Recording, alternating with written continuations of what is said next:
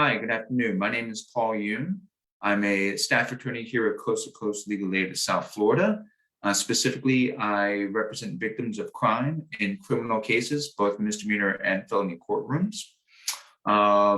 Today's our Friday legal learning session with Coast to Coast Legal Aid. For all of you who are present, thank you for joining.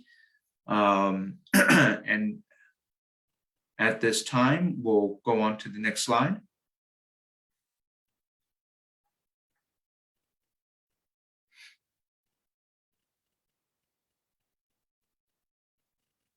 A couple of things I just want to get out of the way real quick here. Some of our disclaimers, of course. This presentation is not intended to provide specific legal advice.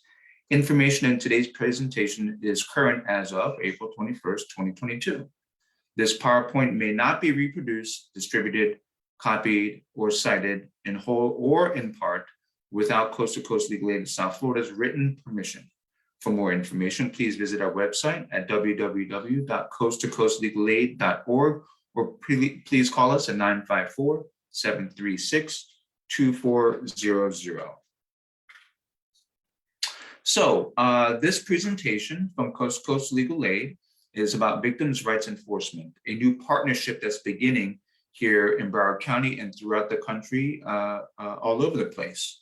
Next week, beginning on April 24th, is Victims' Rights Week. So this is a nice little precursor for Victims' Rights Week next week that is celebrated and honored and put together throughout many organizations throughout our country next week. So let's begin with who are we? What do we do? So Coast to Coast Legal Aid of South Florida, Victims' Rights Project began when the National Crime Victim Law Institute, otherwise known as the NCVLI, launched a National Victims' Rights Enforcement Project called RISE, which stands for Rights and Systems Enforced, after receiving a grant from the United States Department of Justice, Office for the Victims of Crime in 2018.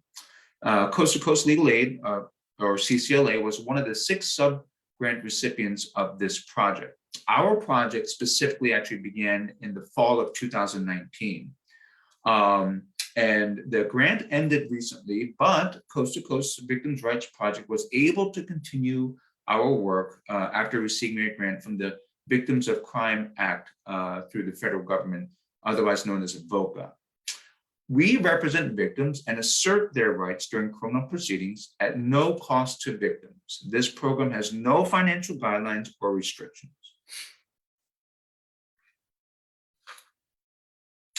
So let's first define who is a victim. A victim is a person who suffers direct or threatened physical, psychological, or financial harm as a result of the commission or attempted commission of a crime or delinquent act, or against whom the crime or delinquent act is committed. The term victim includes victims of lawful representative, the parent or guardian of a minor, or the next of kin of a homicide victim. So where do we get this definition from? Well, it comes directly from the Florida Constitution, Article 1, Section 16, and I'll elaborate on that in just a few more minutes. But just something I want to mention real quick about who is a victim. For Coast to Coast Legal Aid, as the victim rights attorney here for our office, I've actually represented and currently represent all levels of victims: the victim, him or herself, the parent guardian, a lawful representative, and I also represent next of kin of homicide victims. So they are out there and they are in our office, and I have been representing them through their criminal cases. Okay, so Amendment 6, AKA Marsy's Law, what is this about? So back in 2018, the voters in Florida passed Amendment 6, Marsy's Law, that amended the Florida Constitution to include crime victims' rights. This was later codified into the Florida Constitution as Article 1, Section 16, and all of the rights are enumerated under that article. Marsy's Law is named after Marsy Nicholas of California, who was stalked and killed by her ex-boyfriend in 1983. Only 1 week after her death, Marsy's mother and brother, Henry T. Nicholas, walked into a grocery store where they were confronted by the accused murderer. The family, who had just come from the visit from a visit to Marsy's grave, was unaware that the accused had been released on bail. Marcy's mother was not informed because the courts and law enforcement, though well-meaning, had no obligation at all to keep her informed. In an effort to honor his sister, her brother formed Marsy's Law for All in 2009 to give victims and their families constitutional protections and equal rights. Marsy's Law went into effect in Florida on January 8th, 2019. So, under Florida Constitution Article 1, Section 16, what rights do crime victims have in Florida? Okay, so the way that the rights are set up, and you'll be able to kind of see this, is they're set up into two parts. So this is the first part here. There's a theme to this first set of rights. Every victim is entitled to the following rights beginning at the time of his or her victimization. Let's be very clear. This means that these rights that I'm about to mention attach right away at the moment of victimization. You don't need to call the police for these rights to attach. You don't need for a case to be filed and charged by the state attorney's office for these rights to attach. They happen at the moment of victimization. So what are these rights? The right to due process and to be treated with fairness and respect for the victim's dignity. The right to be free from intimidation, harassment, and abuse. The right to be reasonably protected from the accused and anyone acting on behalf of the accused. The right to have the safety and welfare of the victim and the victim's family considered when setting bail. The right to prevent disclosure of information that can be used to locate the victim or victim's family. So I want to elaborate on a couple of these here. I hope you can see there's a theme here that makes sense. So at the moment of victimization, the legislature wanted to make sure that the victim is protected, that there's fairness in treatment. As you can see here, the free from intimidation, to be reasonably protected from the accused, even the family members of the victim to be protected, and things of that nature. Prevention of disclosure of information, that's critical. Often what happens, and I'm sure the legislature knew this when they put this law together, is that once an incident occurs, let's say it's a domestic violence incident, and I should have said this before, I specifically represent victims of domestic violence, intimate partner violence. So in those situations, when a victim is victimized, often the abuser or the adverse party will do whatever they can to, first of all, intimidate them or harass them from going to law enforcement or calling law enforcement.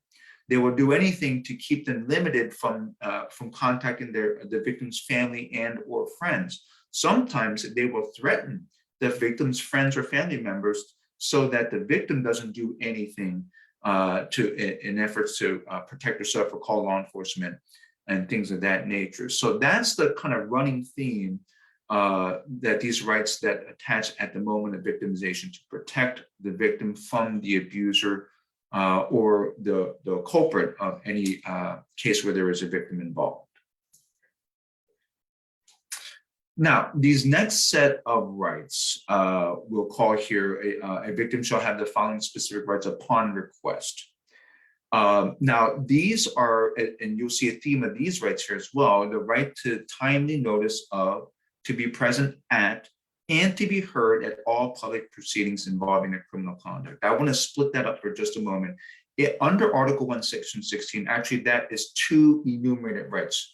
A victim has a right of timely notice to be present at all hearings, and then they also have a right to be heard at all these hearings. The next right, the right to confer with the prosecutor regarding pleas, sentencing, and the disposition of the case. The right to be informed at every stage of the criminal case, including conviction, sentence, release, clemency, expungement procedures. Those are kind of post-conviction hearings there. The right to proceedings free from unreasonable delay, the right to full and timely restitution.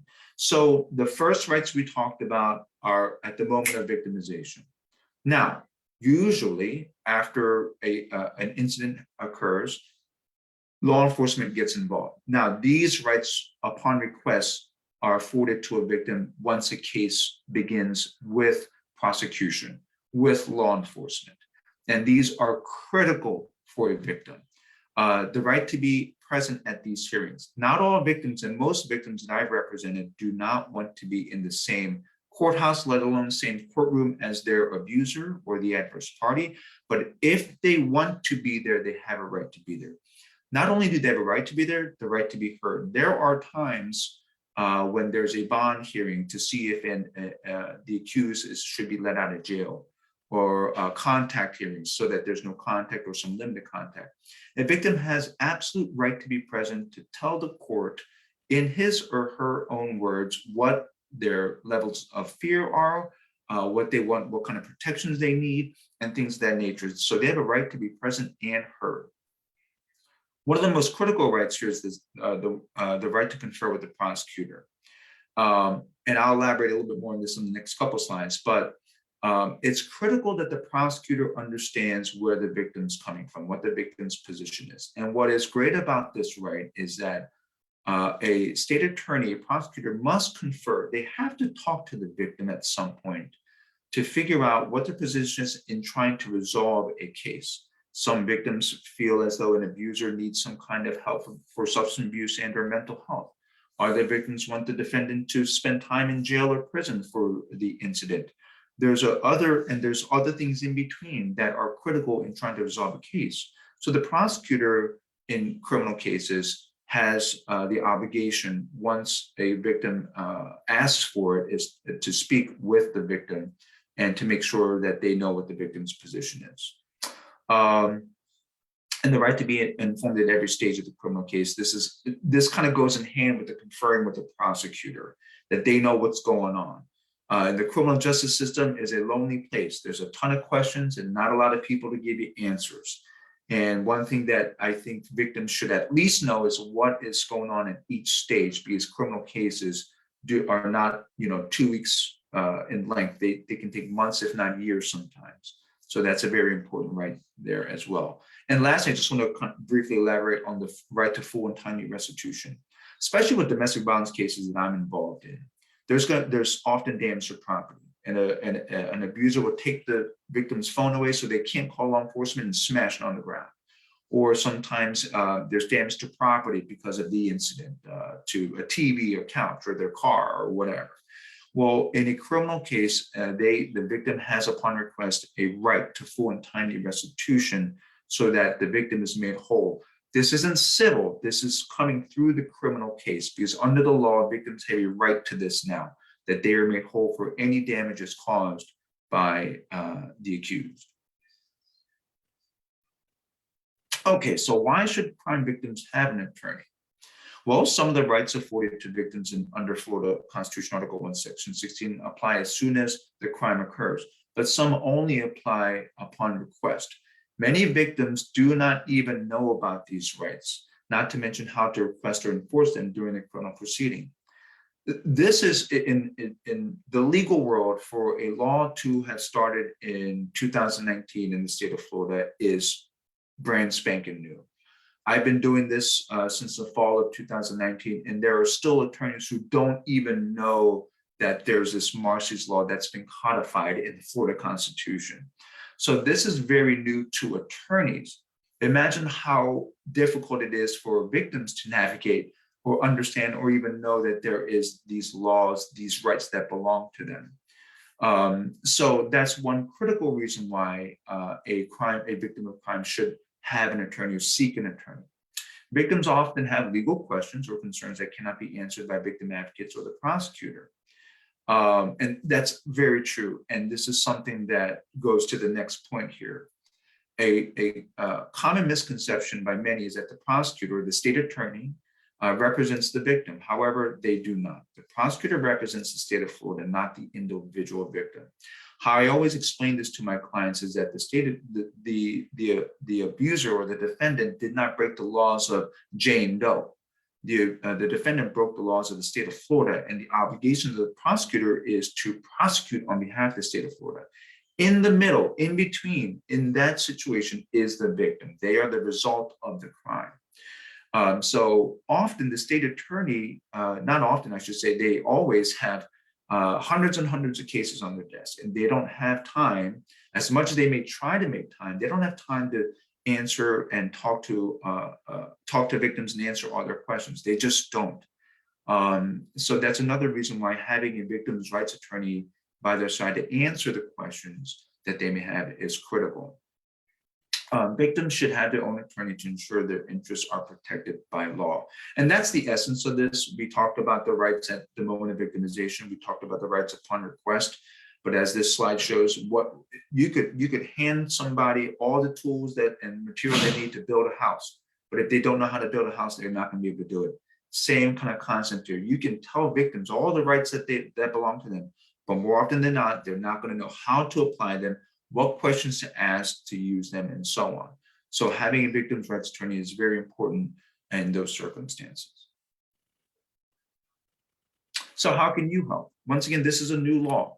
As I mentioned at the very beginning of this presentation, our Coast to Coast Legal Aid office and previously our sister organization, Legal Aid Service of Broward County, we were the first and only organization to get funding for the Victims' Rights Project.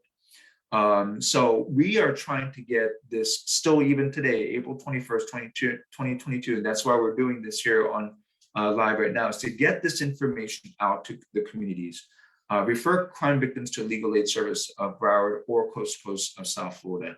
Any victimization, even if we can't help, we at least can find ways to help. We have pro bono attorneys out there that may be willing to help with victims in their situations. So if there's a victim, you know of a victim, and you're seeing this, you hear this, you see some pamphlet, a brochure about what we do here, please refer them to us. We are a good starting point for victims of crime. Tell your coworkers, family, friends about our new project. Often I hear from my clients that finally do come forward for representation is that it's tough. It's not easy, especially victims of intimate partner domestic violence. They've been cornered by their abuser in such a way that they can't call law enforcement. They can't talk to somebody about their abuse. They can't go to family and their friends. So if you may feel that somebody's going through something like that, take the initiative maybe to kind of just say, hey, I know that there's a legal aid organization that may be able to help you. That could be the start of something for them. Distribute our flyers. We have them throughout our community. Pre-COVID, of course, we were out and about, dropping them off at shelters and things of that nature. Of course, during COVID and now post-COVID, it's a little bit limited. But once again, we're trying to get our hard copies of flyers out there. And if you happen to come across it at a library or the shelter anywhere, please do not hesitate to contact us. Let us know of any other organizations, agencies that may benefit from the presentation similar to this, meaning that if you work for an organization or you know somebody that may be a shelter or other organizations that helps with civil needs and things like that, please let them know that we do this. We'd be more than happy to link up with them and give a presentation so that, once again, we're out there. And when we're out there, in turn, that gives victims a voice too, that they can use so that they don't have to go through the victimization alone. If you want to reach me, of course, I'm at Coast to Coast Legal Aid of South Florida. There's my name, Paul Yoon, and my direct line is there, 954-736-2411. When I say this, I mean it. Call me anytime. You get calls all the time for all kinds of different civil needs. And I try to make sure, of course, if it's a victim, I try to make sure if I can help them first. If it's not a victim of crime, we have other units in our legal aid organization that may be able to help them. Please feel free to email me. That's the best way to contact me. Of course, after hours, I'm checking my emails. And obviously go to our website. A lot of information is there, even applications that you can do online. You can do it all electronically now. Some of the good things that happened post-COVID. So go to our website to find any information. These are this right here, this slide here shows some of the other units that we have as part of Coast to Coast Legal Aid. I'm part of the family law unit. As you can see there, some of the services that we provide, injunctions, divorce, paternity, and we really do work as a team. A lot of my cases come from, there may be victims who call our family law unit for restraining orders, and the legal assistant will ask them, well, is there a criminal case? Yes, okay, I'm gonna refer you over to Mr. Yoon over here at with the Victims' Rights Project. And sometimes I get calls from victims who are only seeking restraining orders. So it's a team effort. We wanna do everything we can to provide as much services to these victims or the people who just need civil help. once again, what's key is I want to reiterate this: no cost. Anything and everything I do for a client, there is no bill. It's free of charge. You will never get any a bill from me or for our office for my services. Senior law, of course, 60 or older, a lot of services there as well. We get a lot of calls for housing situations, evictions, and things of that nature. We have a great staff, attorneys and legal assistants that can help.